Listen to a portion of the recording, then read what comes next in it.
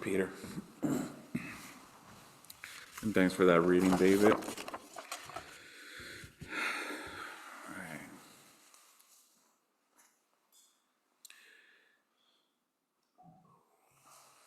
A young man, he was, I believe, if I remember correctly, about 20 years old, who I knew from Cook County Jail. He was an inmate there when I did prison ministry in Chicago. After one of the services, because I would lead services there every week on Friday nights, told me once this: I feel like there are parts of myself that have been lost along the way, and I don't know if I can go back and find them again. Made me think about my own life when he asked that question, or made that statement to me. That was nearly 20 years ago when I heard that, and it's never left me. Never. But I knew exactly what he was talking about. Someone who had found myself in the same position he was in once in life, incarcerated, making poor decisions in life, finding myself wondering, am I ever going to get sick and tired of being sick and tired?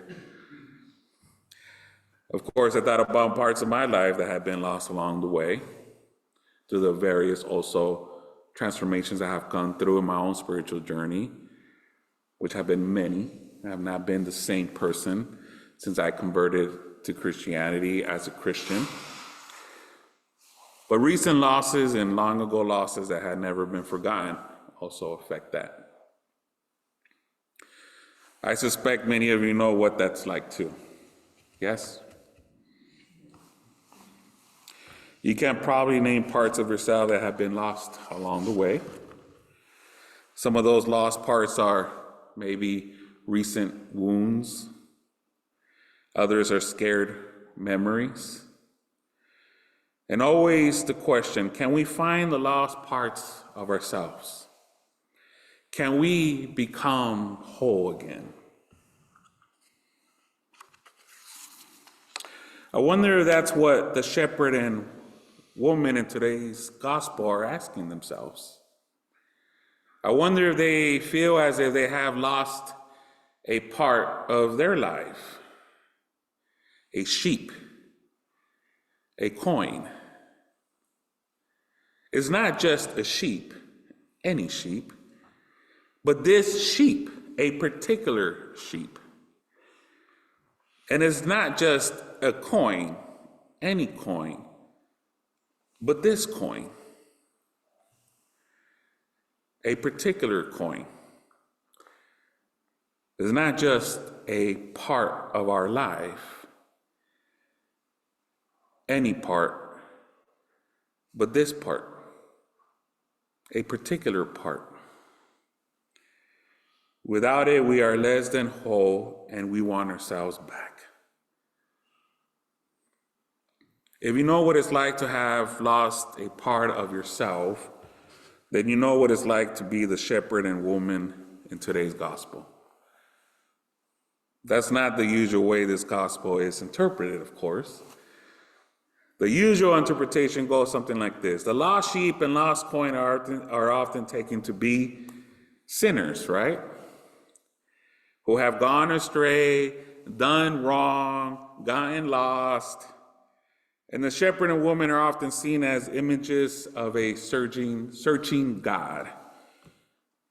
And also, I feel like, because I've heard many sermons on this passage for years and years, especially in my conservative days, I mean, you know, they often centered on converting people.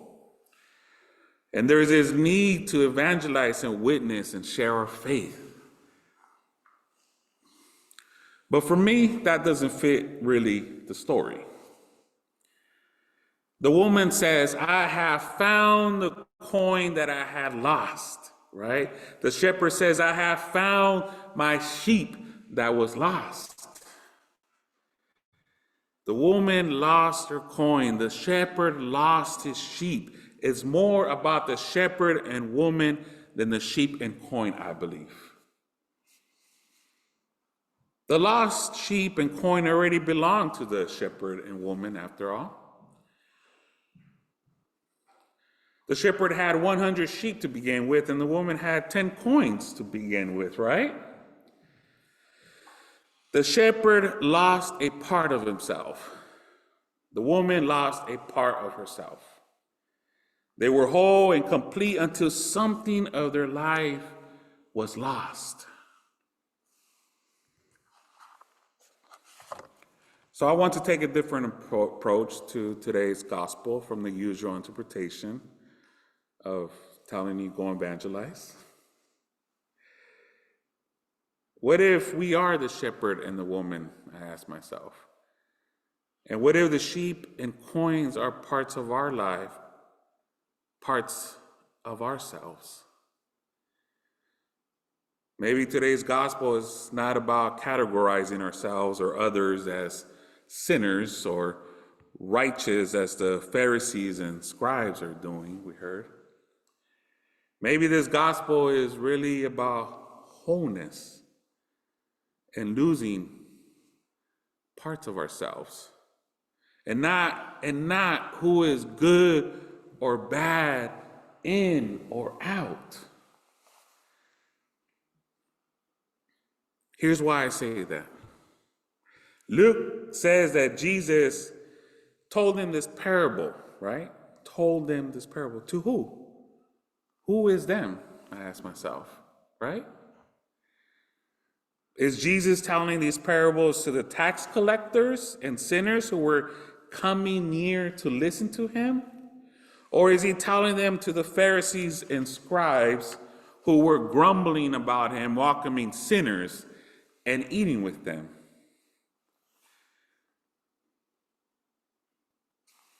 I don't know. Yes, maybe it is for them, all of them, right? And it is for us.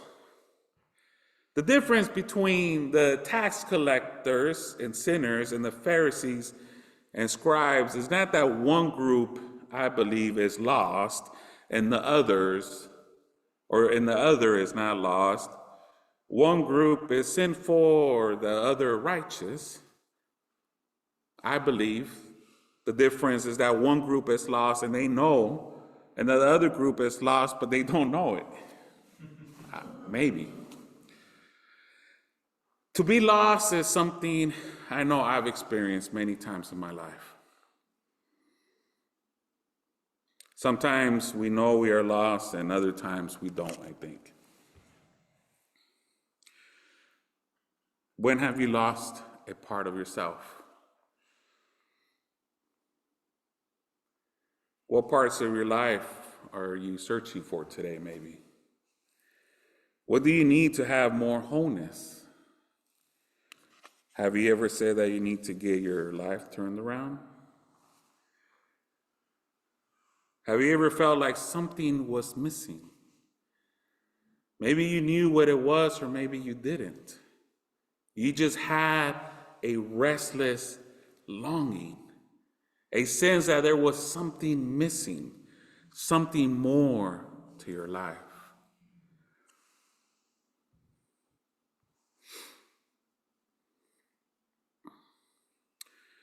I know for myself, sometimes I lose parts of myself to grief and sorrow. When life becomes overwhelming and confusing, to the pain and wounds of life, to circumstances that are nobody's fault, really. And I lose myself sometimes to the choices I have made. Sometimes I lose myself to fear, anger, jealousy, wanting to be right more than doing right. Judgments I make of others. It's true, I do make judgments of others.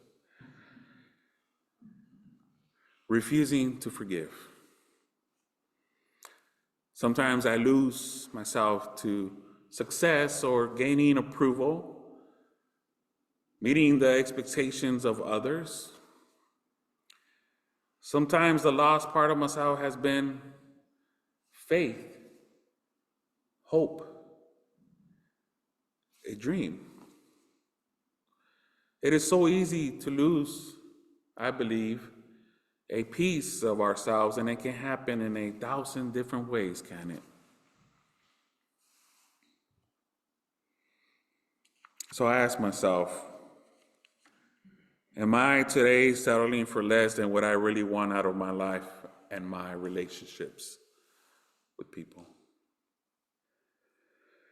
Am I living less than a whole and complete life? The poet Mary Oliver asks it like this: are you breathing just a little and calling it a life?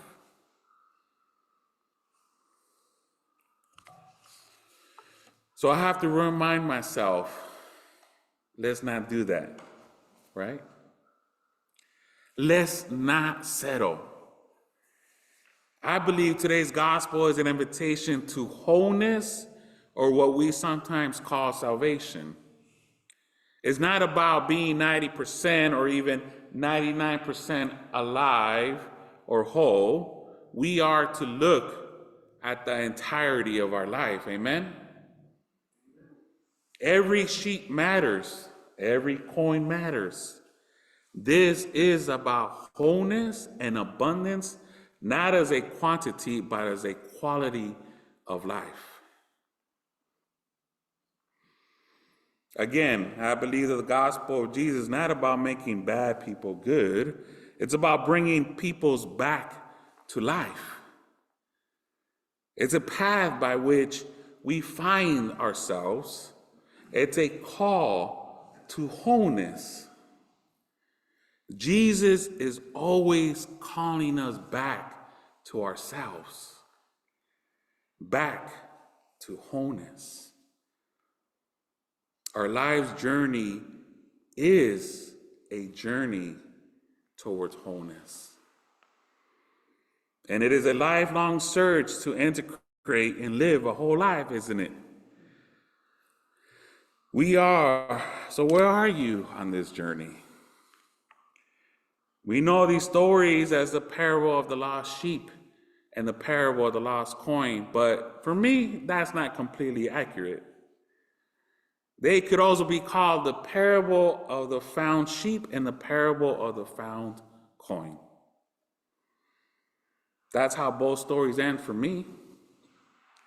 The woman is once again whole, right? And there is what? Rejoicing, yes? They are not just stories of losing, but also finding, right? It's both. Jesus said the shepherd goes after the lost sheep until he finds it. And the woman searches carefully for the coin until she finds it.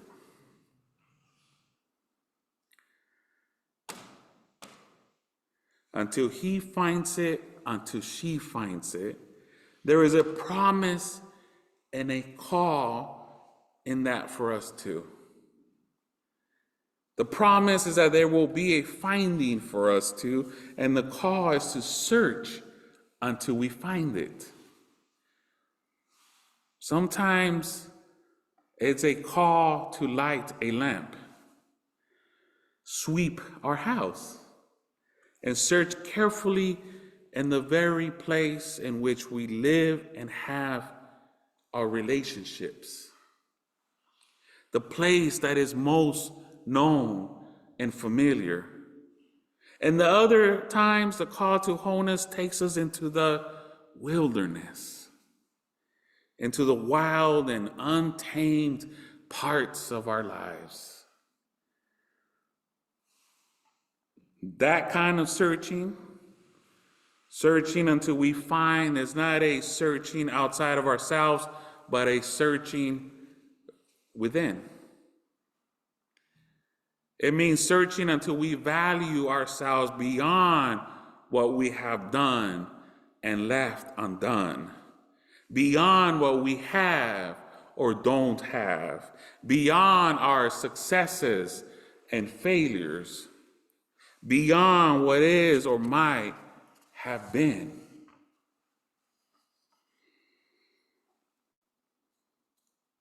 And of course, I don't know how or when that finding will happen for any of us, but I know it does.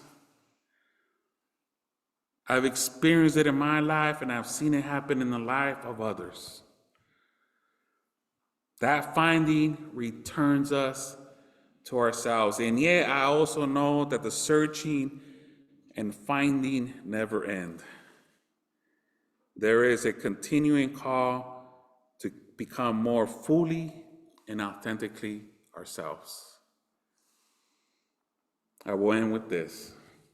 Before his death, Rabbi, I can't pronounce his name too well, Zuzia, is an 18th century Hasidic Jew, said this once: "In the coming world, they will not ask me, 'Why were you not Moses?' They will ask me, 'Why were you not Zuzia?'" Amen. All right.